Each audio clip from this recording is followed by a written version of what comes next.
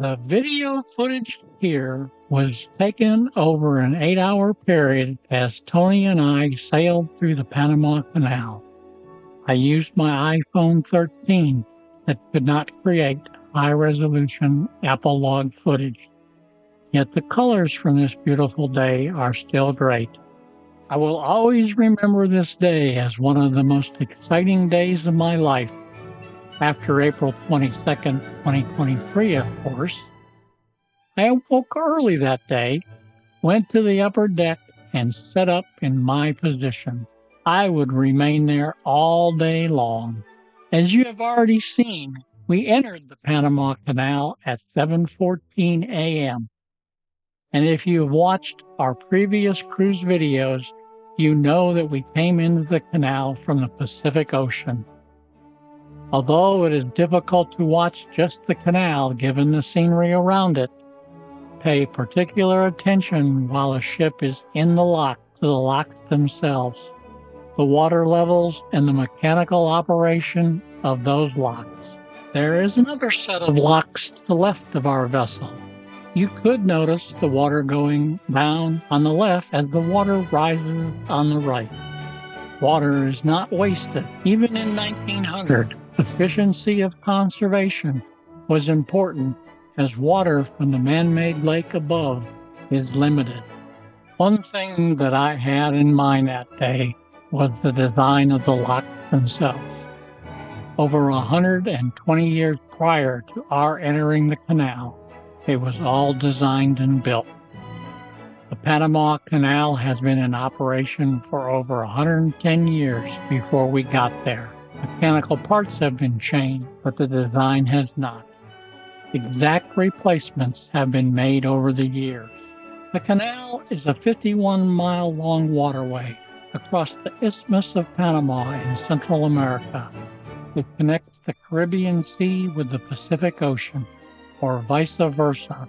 The original set of locks, which we traveled through, are 110 feet wide and allow for the passage of what is now termed Panamax-class ships. This left approximately a foot on each side of our cruise ship. The Volderdam, our cruise ship, is one of 14,000 plus ships on average that use the Panama Canal each year.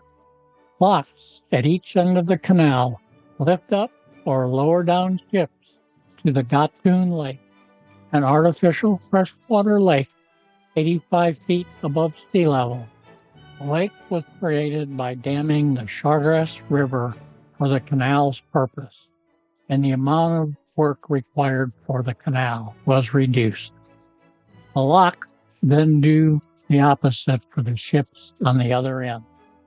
An average of 52 million U.S. gallons of fresh water is used on a single passing ship. After over 3 decades of toil by 75,000 plus workers in the jungle fighting terrain and nature, the Panama Canal would open to vessels in August of 1914. Today, it remains one of the most ambitious engineering projects in history. The idea to cut a waterway across the skinniest part of America's continent dates back to at least 1513, when Spanish conquistador Vasco Balboa led the first European expedition across the Isthmus of Panama to the Pacific Ocean. Over 3 centuries later, France began construction on a canal led by engineer Ferdinand de Lesseps, who had recently overseen the construction of the Suez Canal over lower terrain. But when political and economic problems caused France to leave the project, the U.S. took it over in 1904, overseeing the canal's completion in 1914. French and later American engineers first tried to excavate down to sea level, but heavy rains caused landslides that buried months of work and thousands of workers. If the mountains couldn't be cut down, ships would have to find a way to sail uphill. To accomplish this, American engineer John Frank Stevens proposed a different solution. a series of locks or watertight chambers that can be filled or emptied as needed to raise and lower ships. Vessels entering from the Atlantic side would come through a set of ascending locks, sail across the 15-mile artificial lake, and then descend to the Pacific. This process now takes 8 to 10 hours to complete. Recruited from Caribbean island nations, Central America, and Asia, estimated 75,000 workers used over the years did grueling work to build the Panama Canal. They battled torrential rain, poisonous snakes, and worst of all, malaria. Torrential rains brought landslides, which set everything back months when that happened. Malaria killed many.